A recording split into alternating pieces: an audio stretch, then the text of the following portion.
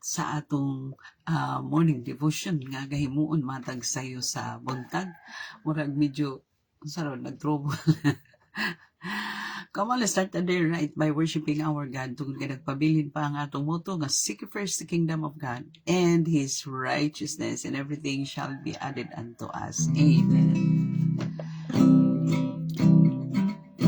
Grace, so sweet sound, soothes deep inside my mind and my heart sings, my soul and my spirit cheers to worship you. Love and mercy, His chosen me, the blood and the broken body, redeemed, set me free to serve you, Lord. Worthy is the Lamb, holy is the Lamb, Jesus is the Lamb of God. Glory, glory, glory to your name. Oh, grace, so sweet sound, soothes deep inside my mind and my heart sings, my soul and my spirit cheers. Jesus, worship you. Yes, Lord Jesus. Love and mercy has chosen me, the blood and the broken body, redeemed, set me free to serve you, Lord.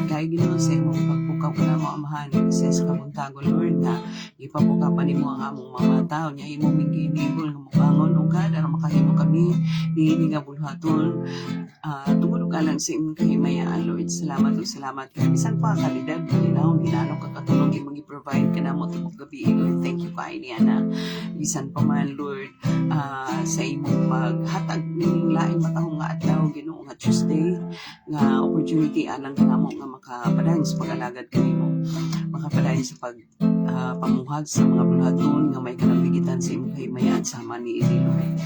Basta na padayon magkakinabuhing Kristohanon. Thank you kayo Lord. Alaygod kagit Lord sa walay katapusan amahan. Bisa Lord din sa kabuntagon dawata ang among mga pagpasalamat, ang among mga pagdaig, ang among mga pag-awit Lord. Alam sa imong kahimayaan. In Jesus' mighty name. Amen. God bless. Amen. So, padayon ta sa pag-exhort sa pulong sa Ginoo no nga naata karon sa 1 Thessalonians. Ang 1 Thessalonians is only 5 chapters. O naata sa katapusan nga chapter sa 1 Thessalonians. Mga mugbo ra gyud kay nga letter ni Paul no sa Thessalonians. 1 Thessalonians no bisan pa sa 2 Thessalonians. Diri sa chapter 5 verse 16, 17, 18, 16 to 23 atong basahon kung naatay mga Bible nga gipangkaptan. Ingon diri sa 16, rejoice always, pray without ceasing. Give thanks in all circumstances, for this is the will of God in Christ Jesus for you. Sa 19, do not quench the spirit, do not despise, do na dayon din pag-abot diri sa 19 and 20 no. Do not quench the spirit, do not despise prophecy, but test everything, hold fast what is good, abstain from every form of evil.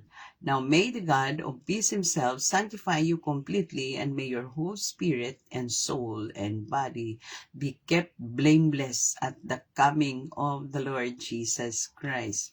So, kung atong basahon ang whole chapter gid sa verse 5, sa chapter 5, it talks about the coming of the Lord. And then, the final instruction of Paul, unsay ngayon buhaton para nga mahimutang worthy pagkapos sa panahon nga mobalik na si Ginoong Hesus. Pero nagkutlo lang ta dinhi sa 16 and 20 16 to 20 to 23 no. So dili makita nato there are three basic instruction or things. Three basic things or instruction that Paul has given to all Christians in Thessalonians and applicable also to us ni nga mga kapanahonan karon. So, unsa ni siyang tulo? In verse 16, rejoice always, pray without ceasing, give thanks in all circumstances, for this is the will of God in Christ Jesus. So, ang tulo diri nga gaino na ko mga igsoon, three matawag nato siya nga mark of a true Christian. No, tulo ka mark, tulo ka inhanan so sa katinuod nga Kristohanon is the first one is joyful Christian, malipayon nga Kristohanon. Dilibot pasabot nga malipayon lang gyapon ta sa daghan problema kasakitan no. Bation nato ang kaguol, bation nato ang kakwan, bation nato ang mga kaguol, mga kabalaka, bation nato, but mo prevail ang pagkamalipayon, mo prevail ang pagka-joyful sa usa ka Kristohanon. Why? Because ingon ang Bible, kining tanan temporary lang, kining atong kakangaagian nga mga kasakitan, temporary ra ni. But the promise of God is going to be permanent. So, kung temporary ra ni nga mga butanga, angayan da ita magkalipay. Kaya ang saad ni Lord, ang promise ni Lord, permanent man. Permanente man ang mga saad ni Lord. So, that's the number one. Being a joyful Christian is one of the mark of a true Christian. Mailhan ni mo ang tinuod nga Kristohanon, gibsag ka ng kalamukat ng kinabuhi, malipayon lang gihapong nag-alagad, malipayon lang gihapong nagdaig sa Ginoo, malipayon lang gihapong nag-alagad, nagsimba, inana ang tinuod nga Kristohanon. Then ang ikaduha nga mark of a true Christian, nakita nato di pray without ceasing. Ang ikaduha di ay prayerful Christians. So, sa to primero, joyful Christians. Ikaduha, prayerful Christians. So, ang tinuod ng Kristohanon, even in spite of the difficulties in life, malipayon, kading may nampuon, so prayerful.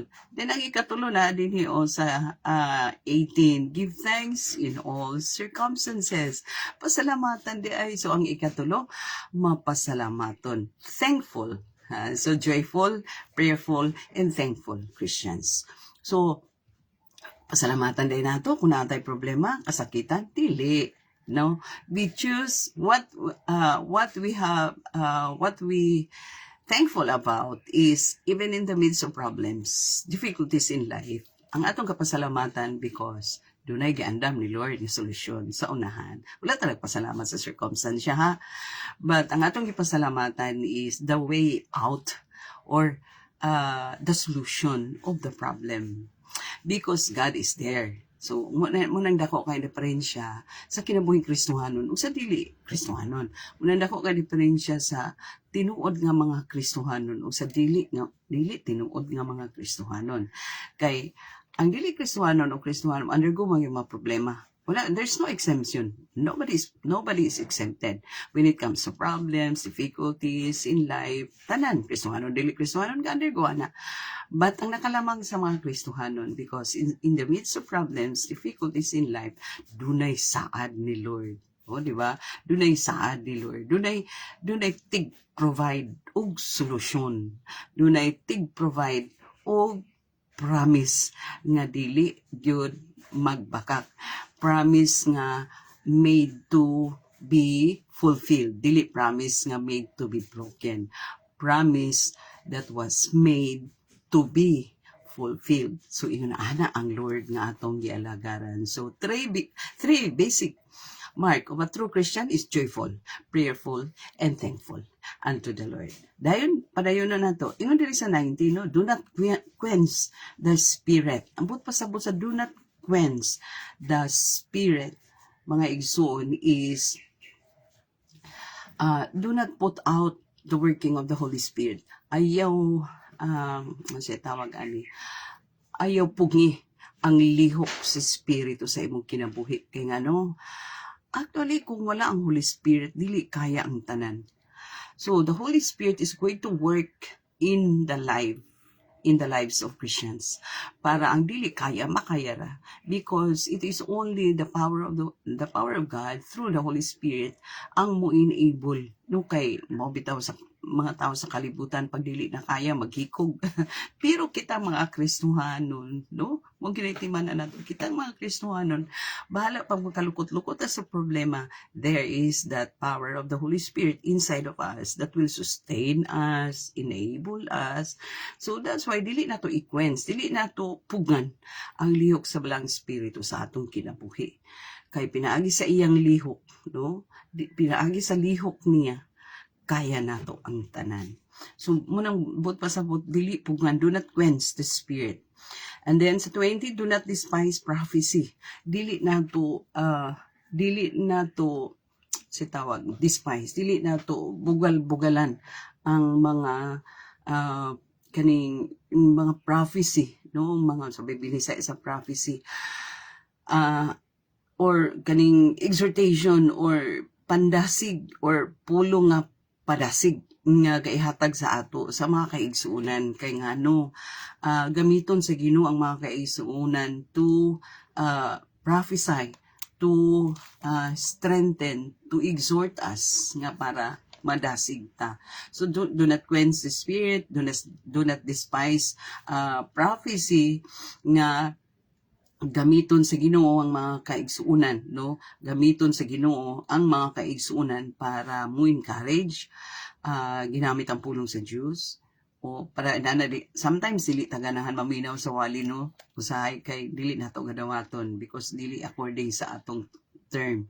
Pero dili day, do not despise prophecy day. So kita nga mga believer day, we have to be open always sa mga pagbadlong. mga pagsaway, mga disiplina.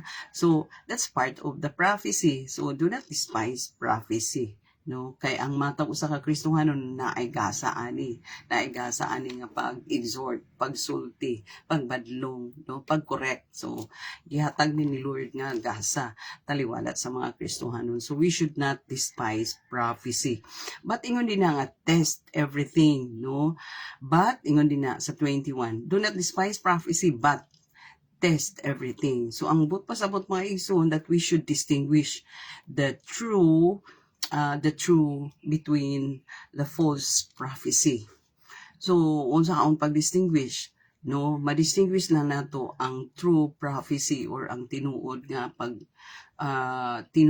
pag-prophecy, tinuod nga pag-exhort sa word of God kung in line with the scriptures ang iyang gisulti, no.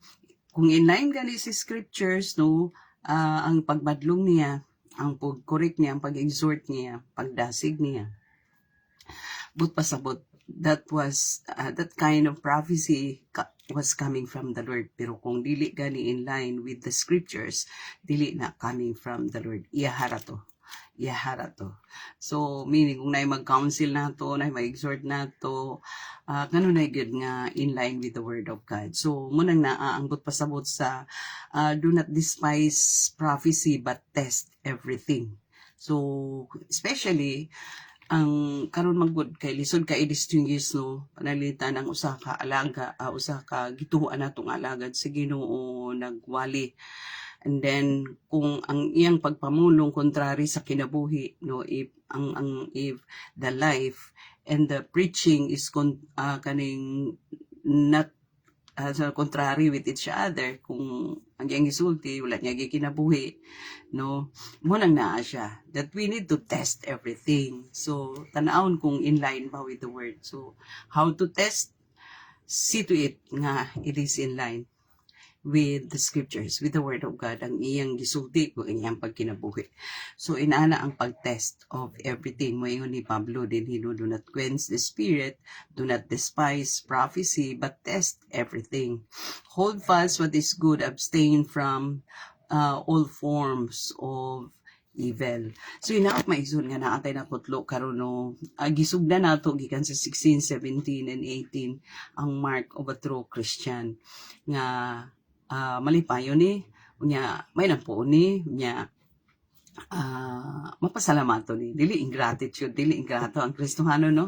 So mo na siya nga mo gina siyang tinud nga ilhanan sa Kristohanon. Dayon ang tinud nga Kristohanon ga paminaw sa mga propesiya that comes from the word nya kabalo mo test sa tanan. Kay mo ingon ni Pablo din ha, i-test ang tanan, test every spirit, test everything. O ingon din na nga do not quench the spirit, do not despise prophecy, but test everything. Then we need to hold fast what is good, ang atong kaptan ang mga maayo lang ang mga butang.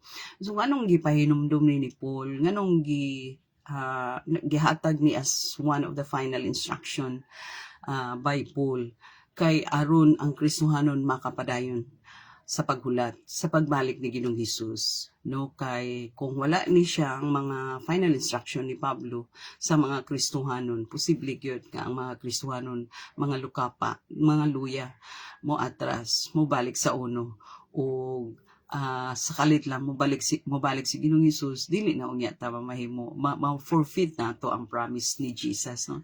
Kay kung imong basahon gikan sa sinugdanan sa chapter 5, nagisgot kini mahitungod sa pagbalik ni Ginoong Hesus. And then Paul came up to his final instruction pag-abot sa 12. Pero ang atong gikutlo 16 to 21 ang atong gikutlo, no. So muning mga basic kaayo nga mga instruction ni Pablo sa mga Kristohanon para nga maandam sa pagbalik ni Ginoong Hesus. So bisan sa padayon kalisod sa kinabuhi, we need to be joyful, prayerful, and thankful unto the Lord. Dili sa circumstansya, no, dili mag-agad sa circumstansya, kundi mag-agad sa mga promises of God. mag-agad no sa presensya ni Lord sa atong kinabuhi, presensya sa Holy Spirit sa atong kinabuhi o sa pulong sa Diyos, sa gahom sa pulong sa Diyos. Amen. Taas kay sa nga tanan. Inaot nga natin ang kutlo karon no sa atong hisgutan nga pulong sa Ginoo ug magampo ta labing balaan gamahanan may gugmaon langit mo namo ang mga nagapasalamat gid kaayo kami sa imong pag-exhort kanunay kanamot sa imong mahalagang pulong. Thank you gid kaayo Lord ug bisan pas mga kaigsunan karon nga manarbaho sa office, pribado o publiko nga office, ikaw magauban kanila Ginoo, tabangin taon sila nga ang mga load sa trabaho makaya ra tungod kanimo Lord nga makiguban kanila, mag-provide og kusog katakos kabasog sa panglawas sa mga kaigsunan usab nga mga estudyante Lord, mag-provide kag mga pambayad sa mga expenses sa school Ginoo, strong comprehension na makapasar sa mga exam, Lord. Protection usab sa mga kabataan, Lord. Preschooler, elementary, high school, Ginoo. Kubiri sila, diha sulod sa school. Bisan pa man, Ginoo, mga kaigsunan namong anay mga teacher. Lord, uban usab sila, makaya nila ang pag-handle sa ilang classroom, klase-klase mga kinaiya sa kabataan. Tabangi usab sila, provide them strength, power, Lord, nga makaya nila ang pagdumala. Bisan pa mga kaigsunan namong anay mga online nga trabaho, Lord, bani usab sila, gami usab sila, provide kag wisdom, knowledge, Lord, kanila Ginoo, katakos gayud nga makaya ang trabaho nila diya sa online. Bisan pa man mga kaigsunan namo nga naay mga business nga gipang-manage, Lord, ikaw magatabang kanila Ginoo, magasinso sila. Dalaygon kag Lord, sulay katapusan, dawan ta nga among mga pagpasalamat, mga pagdaig, mga paghimaya, Lord, ang ngayon lamang nga himayaon ka kanunay, pasalamatan ka kanunay, ituboy ka kanunay, ibayaw, pasidunggan ka kanunay, pinaagin ining tanan. Basta dawat ang kini pinaagis kamhan ang ngalan Ginoong Hesus. Amen. God bless us all until next morning.